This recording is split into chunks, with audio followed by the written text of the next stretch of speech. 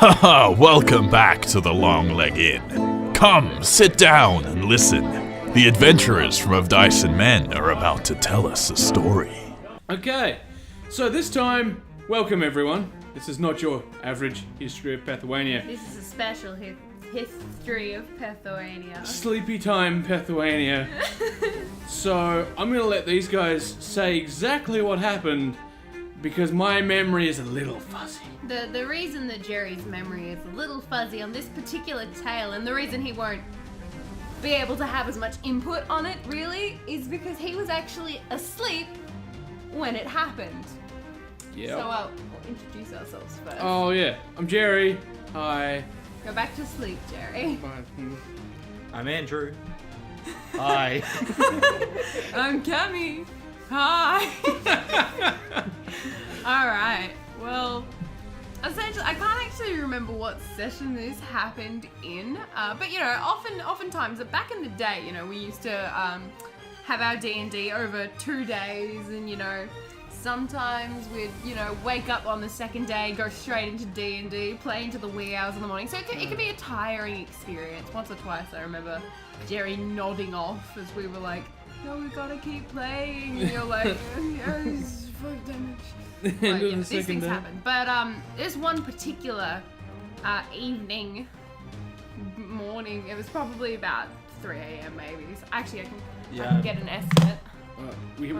They have It was notes. pretty late. I did take notes. Essentially, what happened was Jeremiah fell asleep, and In bed. yeah, about okay, well, all right, yeah, it was at like 6 a.m. when this started. Oh wow. Oh. Yeah.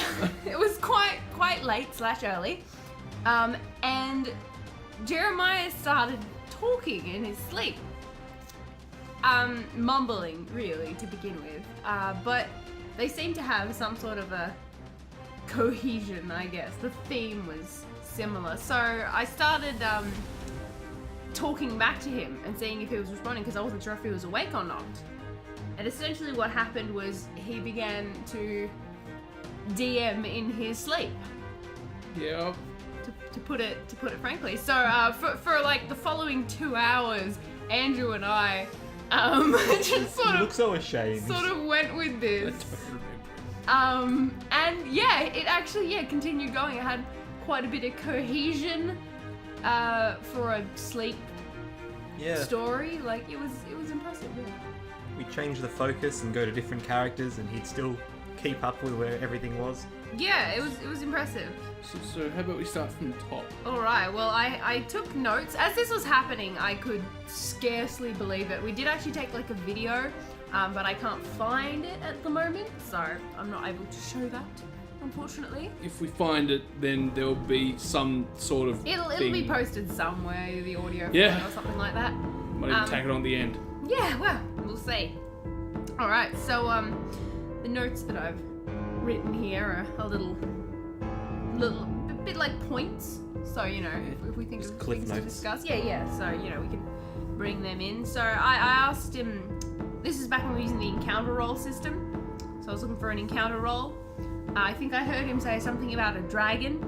Then there was a fire. There's always a fire. There was actually a fire as a common theme throughout this story. So I killed a giant eagle. This is me playing D&D. I don't think I was any character in particular at this point. I killed a giant eagle. It gave me a ruby and a round feather. The round feather's magical property was that it let me fly. That's it. I found a baby bear. Now this baby bear is an important part of this story. Yeah, so don't forget about it. Don't forget about the baby bear. I became friends with the baby bear. He's now my animal companion, so I guess I'm playing a ranger. I found a tree with honey. It was sticky, and I got stuck. As you do. As I do. Yeah, I did attempt to get the honey down, and I think your response was just sticky. Stuck. Okay, I rolled a 28 to get the honey, I think, and I gave the honey to the bear. He's happy. I help him look for his mama. There's a fire. Okay, the forest is on fire. Okay, so we fly out of the forest with the round feather that we got earlier. It's good. Okay, now we've actually moved on to Breeport. And I started asking him about characters that we knew in Breeport. So some of these names might be familiar to some of you people. Okay, so Threos, my satyr paladin, he made a pasta bake because it was Annabelle's birthday. But he burnt it. Annabelle is his wife. Annabelle is his wife at this point, yeah. But he burnt it. There was a fire. Of course. Threos gets 1 million girls pregnant. Okay, that was me. I'm the one. That was a. Okay. Specify, please. What? Oh, I'm the one who said that. Yes. Yeah. Okay. So some of these notes are me saying things to Jerry, and then Jerry's reaction. So my comment was Threos gets 1 million girls pregnant. There's a reason for that. And Jeremiah's response was Annabelle is sad, which is fair. Yeah. Being Yeah. being I'm sure his wife. she'd be a few more emotions, but yeah, we were just like skimming over those. Okay, so I asked how I could make her happy, and Jerry's response was a massage, a foot massage. I'm like, well, alright, that's fine. So I decided to use the baby bear as a footrest and give Annabelle a foot massage, to which Jerry's response was, aww. never misuse baby bears. No, so she's happy. She's cold. So I give her the baby bear to keep her warm. She's warm now. It's good. Whoa, there's a surprise party. I assume because it's Annabelle's birthday. I didn't check back on that. Barrick is there. Frempt is drinking. Norton is crying. Why? Why is Norton crying, Jerry? Because he's listening to this story. No, it's because I stole his woman. He's sad. So I decide to give Norton the baby bear so he feels less alone. I give the baby bear the honey. He's happy. Then I decided I wanted to see how, we've had sort of a mellow story up to this point. So I'm like, Yeah. I want to see how Jerry reacts to something a little more violent. I attack Norton. He uses the table as a weapon. My AC is 32. It's not enough. How much damage do I take, Jerry? 67. I pick up Annabelle and attack Norton with her. I rolled a natural 20. What happens? He explodes. Is Annabelle okay, Jerry? She also exploded. Happy birthday, Annabelle. Welcome to life. Oh, death, really. Okay. Is the pasta bake burnt, Jerry? It's become an ice cube. It looks yellow. That's a direct quote. I don't remember any of this. Don't eat the yellow snow. It came from an oven. Threos is bad at cooking. Yeah. Alright. What did you do? So at this point, things change again. Barrick is now dancing on the roof. He falls off and breaks his legs.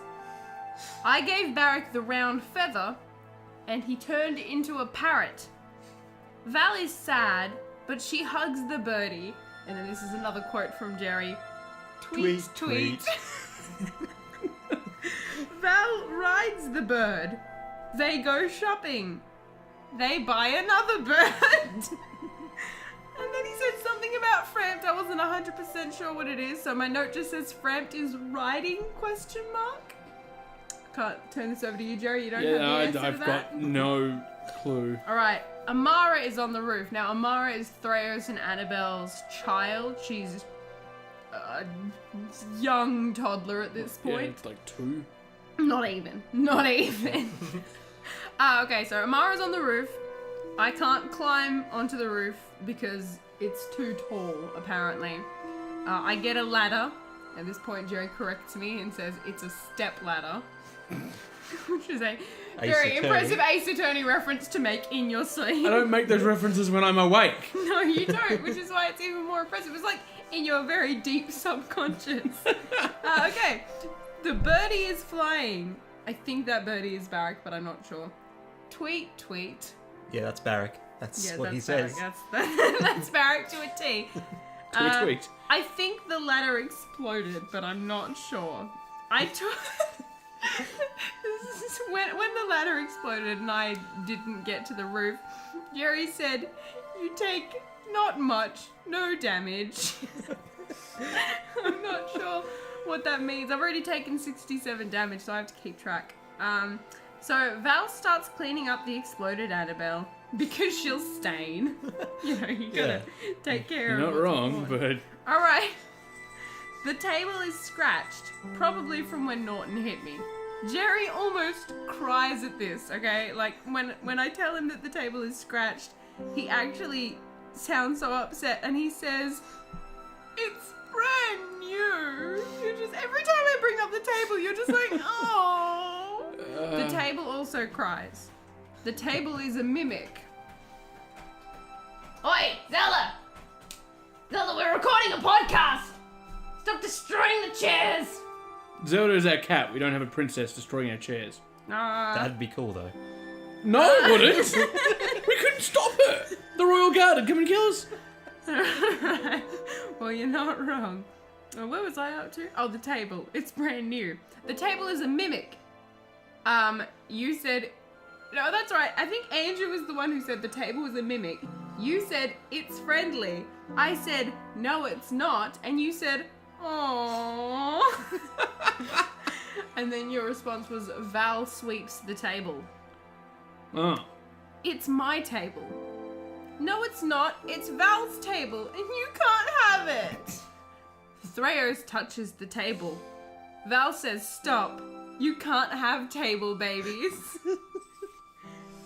To which my response obviously was, "Thrayers gets the table pregnant." Aww, but it's the second table. It's ruined. Well, you're not wrong. Val... Let's not ask any questions, because I don't have any answers. And frankly, I don't think I want them. No, ask all the questions, please. Val sweeps Thrayers into the fireplace. No more Thrayers. That's how my character Thrayers dies. Yep. Okay. It's for the best. He climbs up the chimney. He can't. The reason Jerry provides is tables. The tables don't like Thrayers. Okay, my response was Amara falls down the chimney. To which Jerry says, "She can't. She's too fat. She's been eating too much. All the paper. And all the of pies. Big Amara. She fat." I give the baby bear the honey. He's happy. Thrayers burns. Why? He made a mess. Val cleans up the mess because she always does. I said, "Make someone else do it." Andrew says, "She makes Frampt do it." Jerry responds, "That doesn't work." Frampt is in the garden climbing fruit. The climbing ones. The grapevine. To the chimney. I like the fact that when you gave this scenario about Frampt climbing fruit, you're like, obviously, the climbing ones. The grapevine. Duh. I'm pretty sure it was. I think it was probably me that said grapevine. The grapevine was you. I think you were just the climbing ones. The climbing fruit, obviously. Where is Amara? He doesn't know. She's too fat. And I, being That's concerned lame. about my child, said, "I need to know where Amara is." And you said, "Really?" Are you sure? Frampt can't see her from the roof. Frampt rolls a natural 20. Amara is on the table, I think was one of us. And then Jerry says, "Get off the table. It's new. Get off the table." Val sees Amara on the table. She sweeps her off. She cleans the table. And we ask an important question because the table has been brought up enough times that we feel it's important to ask. We say, "Why does Val like the table?" To which Jerry's response is, "Table babies. You don't have to buy tables anymore." Legendary quote. So we found the solution to, the furniture problem in Breport. And how they got the second table. None of this is canon. Not canon. You don't have to buy tables anymore. The table babies go to school, I say. Jerry says, in the fireplace. With Amara, we question. She's still fat. Let's check in with Framped. And this was the impressive bit, like Andrew was mentioning, how we jumped from scene to scene, yet the story continued to have decent cohesion. At the very least. Alright, so what's Framped up to? He's on the vine. Grapes. Framped eats some grapes. Framped eats the strawberries. That was one of us. I suggested the strawberries because I knew there was something up there. He can't get them apparently. They're safe. Away from people. The strawberries are safe. So we break that rule and say, Amara finds the strawberries. She eats the strawberries. To which Jerry's response is, Framped finds her and is sad. The strawberries are his wife.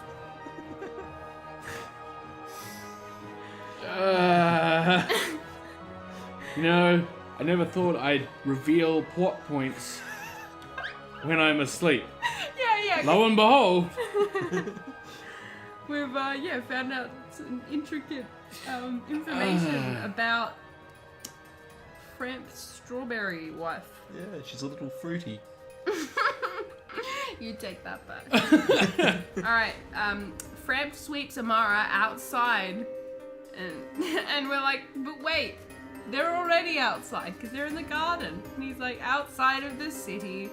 And he does it with a branch. Into the ocean.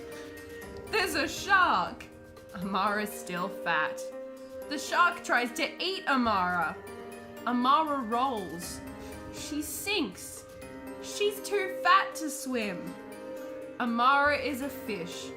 A baby fish. A green one. Something in her face. I think I didn't hear some of that. Jerry doesn't know where Amara goes. The shark cries. It was a new table. Amara sinks. The shark weeps for the table. Alright, Framped goes back to his garden. He can't find the strawberries because Amara ate them all. They're not there. Framped cries. He's sad. Barrack is still a bird. He's going to a bookshelf. He faints. Things are getting dramatic here, guys. Like, we're having. This is the we're reaching the climax. No one else, still a bit to go. This happened over the course of like 2 hours. Yeah. And we were just like quite impressive. Giggling at every comment. Is Amara alive? She's sushi for a pelican. Oh. Om nom nom. That's what you said. That's a quote. Om nom nom. She's tasty. Okay, I don't know if you actually called it a perky-can or I just wrote it perky-can. I think I just wrote it. I think that's just the way you wrote it. Either way, the perky-can is turning over. He becomes bigger than a house. Guess that's what happens when you eat someone as rich and fat as Amara. Spontaneous growth spurt. The pelican comes to a curtain.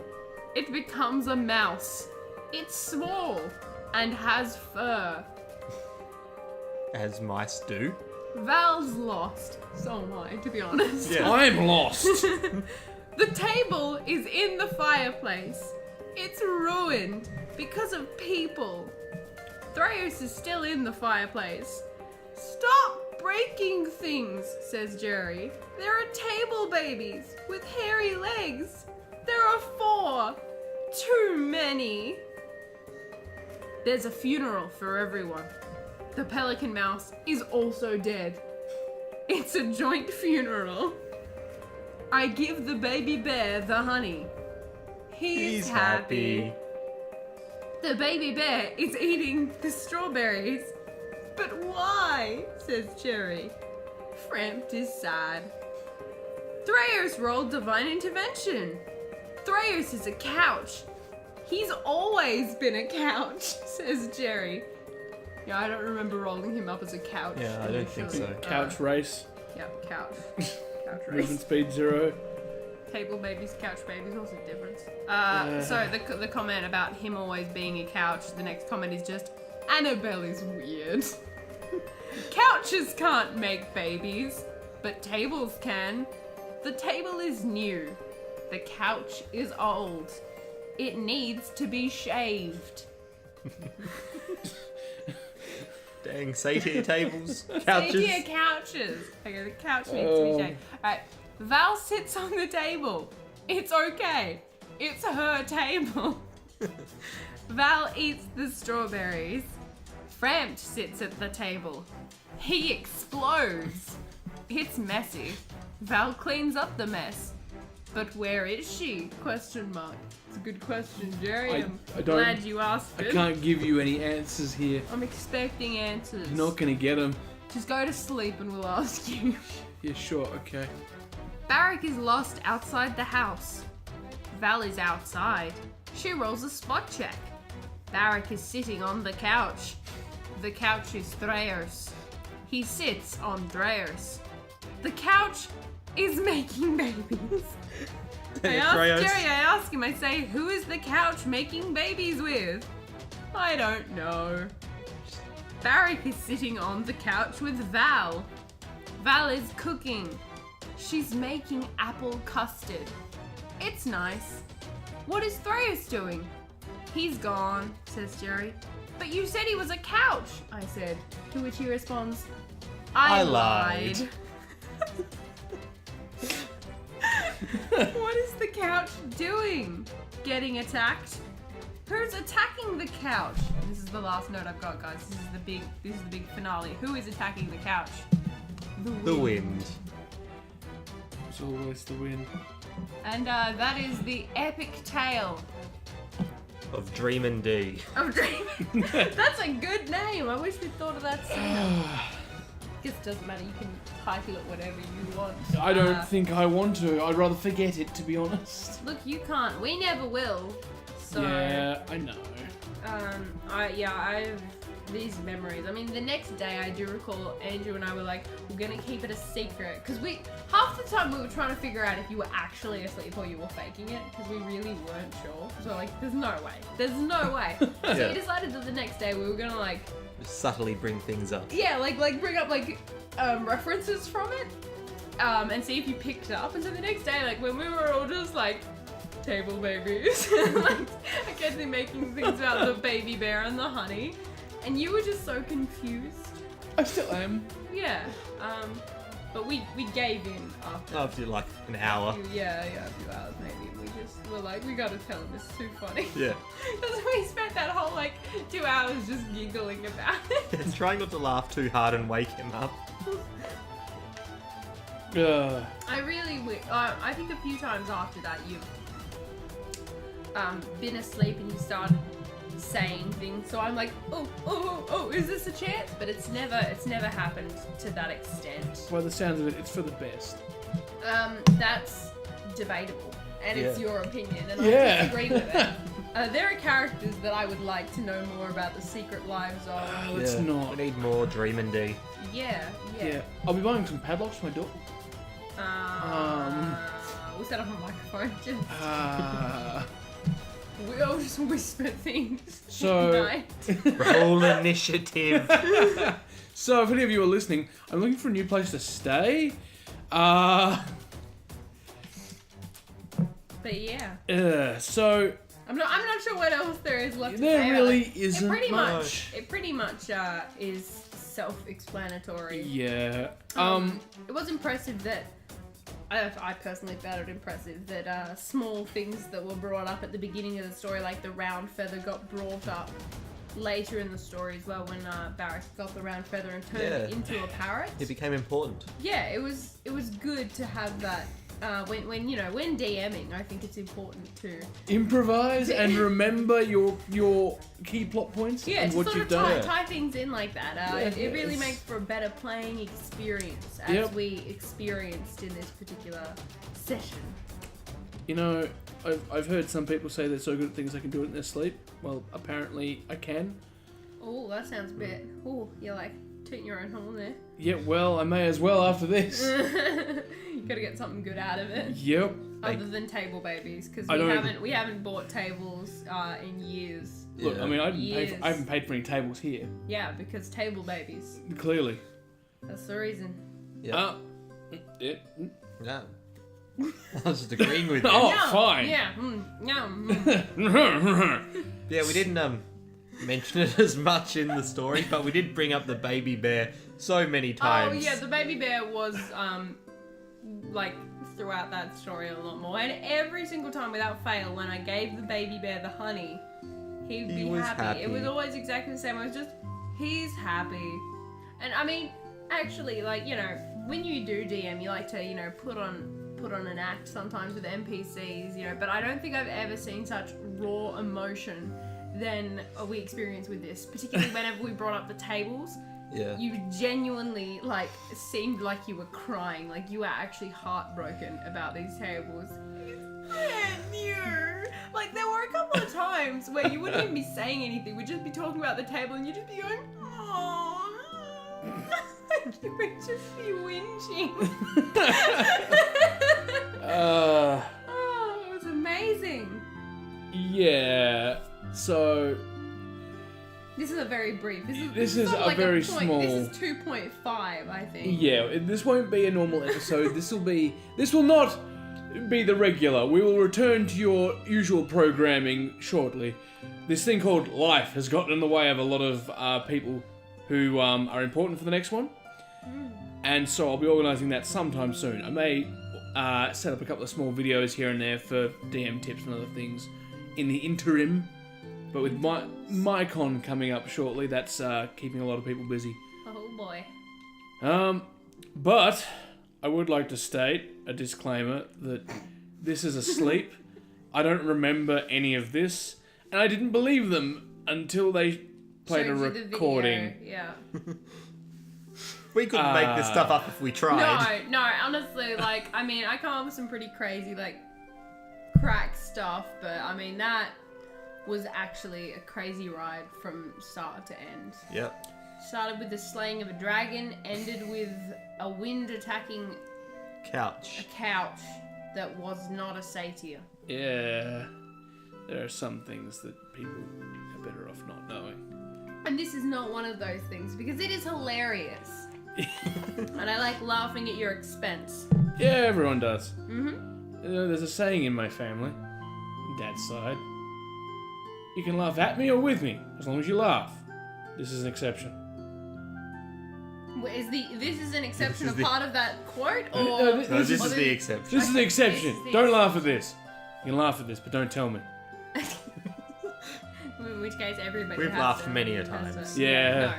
I mean, every Last time- night they were just like, "Hey Jerry, it was a brand new table," and I'm like, like this happened months That's ago. because Darby's current character is using a table as a form of defense and sometimes a weapon in our current D&D group, to which Andrew and I realized we could have been making this joke the whole time and we haven't even thought of it. I'm so Yeah. glad. This actually happened. I do have the date. I'm pretty sure it was the 17th of October Last year. last year. Yeah, this is something that has become somewhat of a recurring gag for us. For almost a year. Yeah. Let me just An check. entire year. Yeah, And it 21st still of October. hasn't stopped. At 7:03 a.m. Can't stop, won't stop. Anyway, we'll call this one here at around about half hour. It's a lot shorter than usual, but don't worry, I'll put some extra things out to make up for all of this. Yeah, we might do some more micro episodes in the future if we can think of things to fill them with. Yeah. Anyway, I've been Jerry, I'm still Cammy. Yeah, and I guess I'm Andrew. and nothing changes there. And we'll catch you next time. Bye. See ya.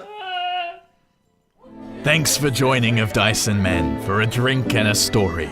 We hope you had fun. If you'd like to learn more about the land of Pethuania, check out their Patreon. And don't forget to tip your hat or buy a drink for their faithful companions Roger Billing, Shorty's Gaming Hub, and Alec Shea. We hope to see you again soon.